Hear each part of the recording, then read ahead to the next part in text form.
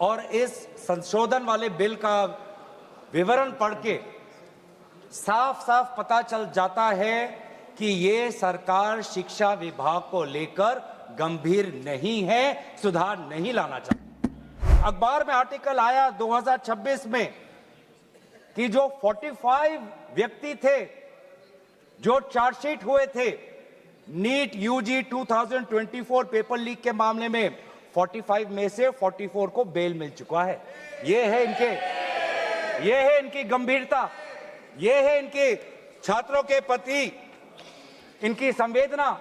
जो मूल व्यक्ति है जिसको मास्टरमाइंड कहा जाता है, संजीव मुखिया, 11 महीने तक वो फरार था। 11 महीने तक सरकार उसको पकड़ नहीं पाई।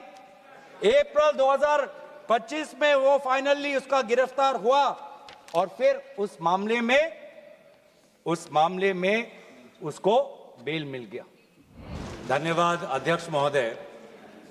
इस बिल पर प्रारंभ करने से पहले मैं आपका ध्यान असम में हुए बाढ़ और वहां पर लगभग 70 व्यक्तियों की मौत की तरफ आकर्षित करता हूं और इस सदन से बड़ी पीड़ा मन से, बड़े दुखी मन से केंद्र सरकार से असम के लोगों के लिए एक विशेष पैकेज की मैं गुजारिश करता हूं।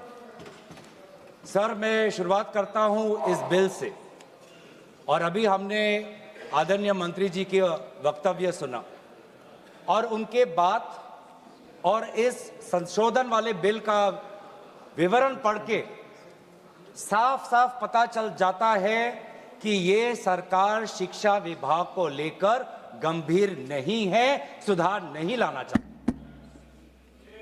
ये सिर्फ एक दिखावा का बिल है, क्योंकि ये बिल एक संशोधन बिल है।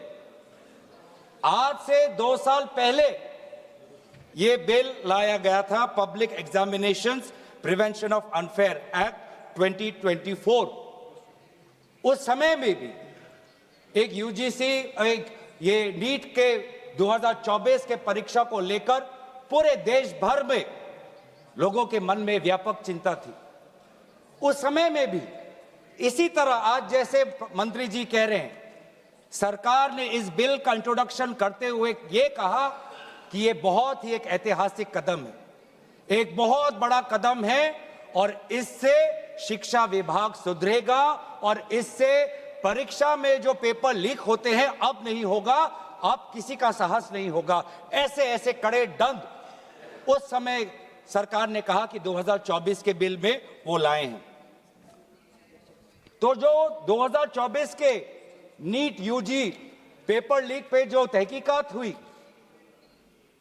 जो इन्वेस्टिगेशन हुआ, मैं पढ़ना चाहता हूं उसकी स्थिति आज क्या है, ताकि पता तो चले कि ये सरकार 2 साल पहले जो नीट परीक्षा को लेकर जो व्यापक भ्रष्टाचारी हुई, उसको लेकर यह सरकार कितनी गंभीर है।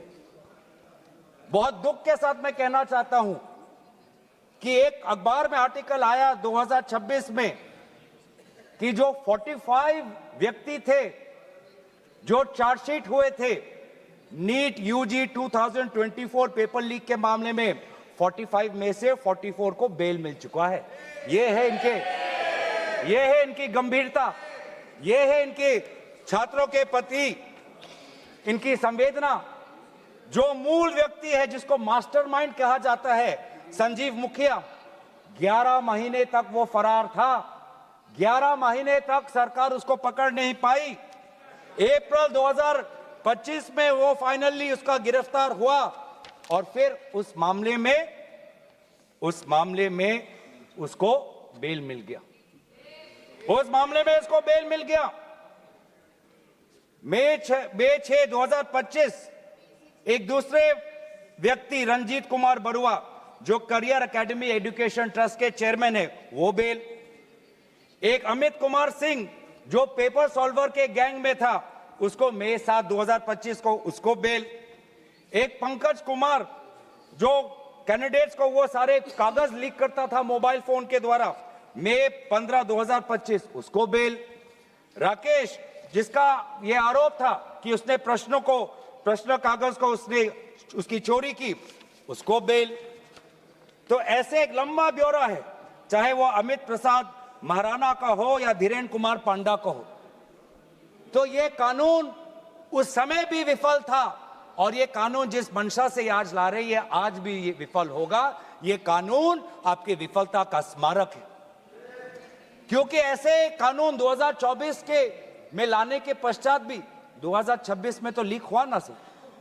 अगर कानून इतना ही सशक्त था तो आज 2 साल बाद ही इतना बड़ा व्यापक लीक कैसे हुआ। और अफसोस की बात है सर, उस समय में भी शिक्षा मंत्री धर्मेंद्र प्रधान थे और जब 2024 का जब पेपर लीक का मामला जब पूरे देश भर में आया तो आपको पता है धर्मेंद्र प्रधान जी ने उस समय क्या कहा। उन्होंने कहा कहां हुआ पेपर लीक, नहीं हुआ पेपर लीक। और आज भी पहले 2.5 महीने तक तो उनका रवैया यही था कि कहीं कोई धांधली नहीं हुई, सरकार ने बहुत अच्छा काम किया है। 21 बच्चों की जान गई, आत्महत्या उन्होंने की